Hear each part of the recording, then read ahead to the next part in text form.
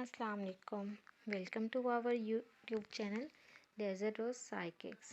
इस चैनल पे आपको हर तरह की एजुकेशनल वीडियो मिलेगी, बेशक वो बायोलॉजी से रिलेटेड हो या साइकोलॉजी से रिलेटेड हो। आपको इसमें हर तरह की वीडियो मिलेगी। अब हम अपनी वीडियो को स्टार्ट करते हैं। सबसे पहले हम लोग देखेंगे हिस्ट्री और फिलोसफी होती क्या है। हम लोगों ने एक सीरीज़ का स्टार्ट किया था जिसमें हम लोगों ने एपिसोड वाइज काफ़ी ज़्यादा अपलोड कर चुके हैं, जिसमें हम लोगों ने बताया था कि पहले फ़लसफ़ा होता क्या है, फिर कौन कौन से उसके इराज हैं, फिर यूनान की हम लोगों ने देखी थी हिस्ट्री। उसके बाद हम लोगों ने यूनान के कुछ फ़िलोसफ़र्स देखे थे। हम लोगों ने लास्ट वीडियो में देखा था थेल्स को, कि थेल्स का क्या क्या काम था या कैसे वो हमारे पास फर्स्ट फ़िलोसफ़र्स आए या फर्स्ट साइंसदान हमारे कैसे वो बने। अब हम देखेंगे एनेक्सिमेंडर को। एनेक्सिमेंडर जो है ना, थेल्स के ही स्टूडेंट थे ने अपने उस्ताद थेल्स की तरह एनेक्सिमेंडर का भी यही ख्याल था कि ये पूरी कायनात एक ही चीज़ से बनी हुई है, मगर इसका थेल्स से इख्तलाफ ये था कि जिस चीज़ से पूरी कायनात बनी है वो क्या है।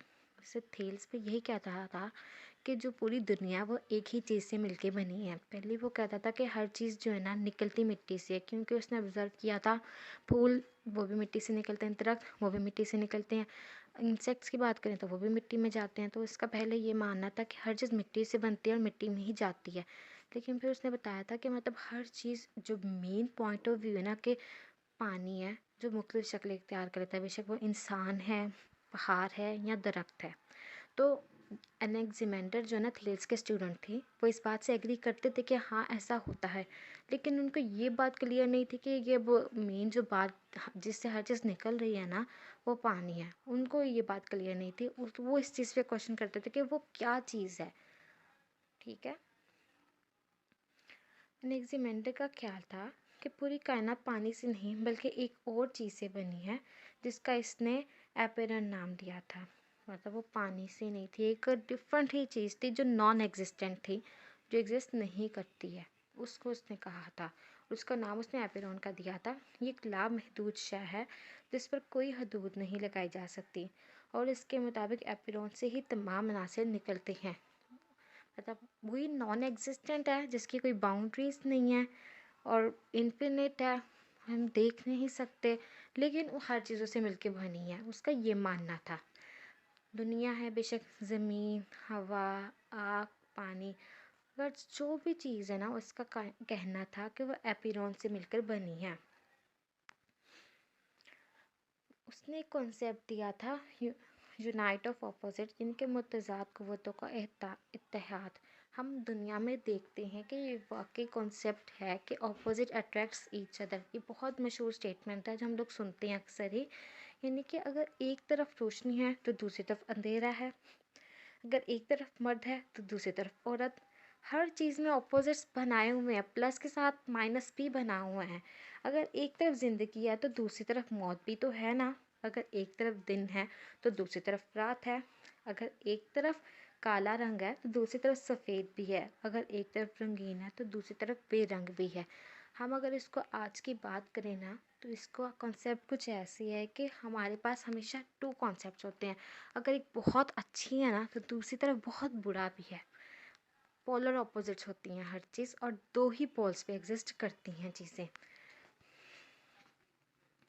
इनकी तमाम चीज़ें जो हमें नज़र आती हैं वो अपने मुखालिफ से ही पैदा होती हैं और अपने मुखालिफ से ही होती हैं। जैसे कि मर्द तब भी पैदा होता है जब औरत मौजूद होती है, कि निकलती भी एक दूसरे से, अट्रैक्ट भी एक दूसरे से करती हैं और ऑपोजिट भी एक दूसरे के ही हैं।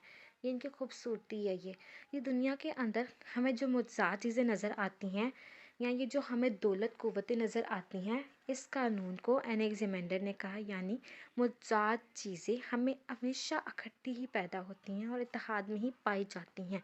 यूनाइट ऑफ अपोजिट है ना, यानी कि हर चीज़ आपस में इत्तेहाद में पाई जाती हैं।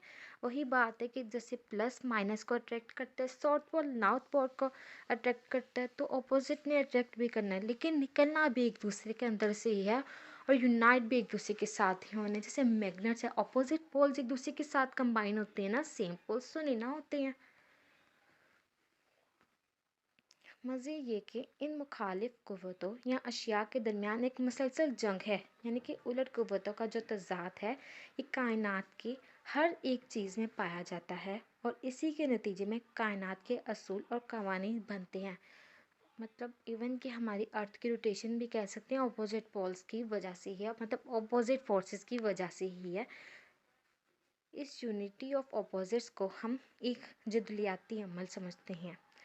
जदलियात क्या होता है कि जब दो दो चीज़ें जो हैं जदल में हो, यानी आपस में टकराव में हो, वही कंपटीशन भी है, अट्रैक्शन भी है, निकलना भी एक चीज़ से ही है, इसको हम लोग जदलियात भी बोलते हैं। आज भी इस पर बहुत वसी पैमाने पर बहस होती है क्योंकि ये टॉपिक ऑफ डिस्कशन है। अभी तक लोगों में क्लैरिटी नहीं है कि वो मेन पॉइंट है क्या जहाँ से हर चीज़ निकल रही है। ज़मीन से सूरज की दूरी है, उसके बारे में भी एनेक्सीमेंडर ने बताया था कि एनेक्सीमेंडर वो पहला इंसान था जिसने कहा कि सूरज एक बहुत बड़ा मैस है, यानी कि मादा है, और ज़मीन से इंतहाई दूर है, इतना दूर है कि हमें छोटा नज़र आता है। और ये भी कहा कि ज़मीन के गिर्द जो सितारे घूमते हैं वो मुख्तलिफ रफ्तार से घूमते हैं। अब इसने सोलर सिस्टम की अंडरस्टैंडिंग को एक्सप्लेन किया था। इसने स्टार्ट किया था कि हम लोग अंडरस्टैंड कर सके कि हमें जितना छोटा नज़र आता है ना सूरज, उतना छोटा नहीं है। वो डिस्टेंस है जिसकी वजह से हमें सूरज बहुत ज़्यादा छोटा नज़र आता है। और स्टार्स की रोटेशन की स्पीड एक जैसी नहीं है, हर स्टार की स्पीड डिफरेंट है और अर्थ की भी स्पीड डिफरेंट है बाकियों की निस्बत। अब दुनिया का पहला नक्शा जो है ना उसके बारे में इसने बताया था। ये भी कहा जाता है कि एनेक्सीमेंडर ने दुनिया का पहला नक्शा बनाया था। नक्शा दुरुस्त तो नहीं था मगर बहरहाल इस ज़माने के लिहाज से जो इंसान जानता था उसके हिसाब से उन्होंने नक्शा तैयार किया था, मैप बनाया था इन्होंने। अब ऑब्वियसली स्टार्टिंग पॉइंट वो होती है, फर्दर एक्सप्लेन वो बाद में करते हैं एक, लेकिन स्टार्टिंग पॉइंट मिल जाता है ना जिससे इनके अंदर क्वेरीज आ जाती हैं कि अच्छा ये ऐसे तो वो वैसे भी हो सकता है, फिर वो उसको चेंज करते हैं। एनेक्सीमेंडर ने इंसानी इर्तिका का नज़रिए को भी पेश किया था, theory of evaluation, basically Darwin की जैसे हम थ्योरी बोलते हैं, मेन तो वही है। लेकिन स्टार्टिंग पॉइंट जिन्होंने ये बात लोगों के दिमाग में डाली वो कौन थे? एनेक्सीमेंडर थे।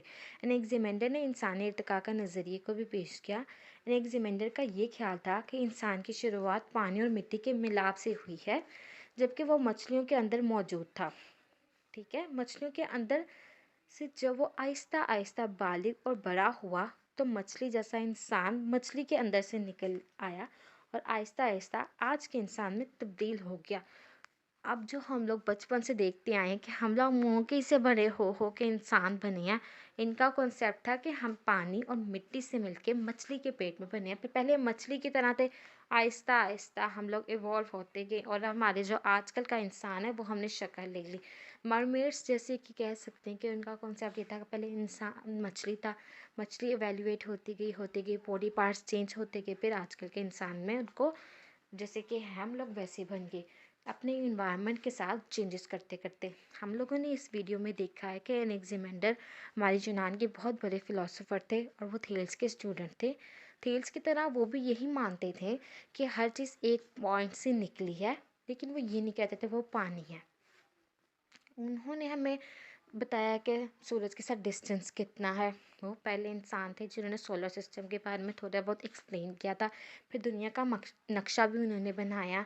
उस हिसाब से जो ना उस वक्त के जो लोग थे उस हिसाब से वो बिल्कुल ठीक था। फिर उन्होंने थ्योरी ऑफ एवोल्यूशन के बारे में भी थोड़ा बहुत बताया।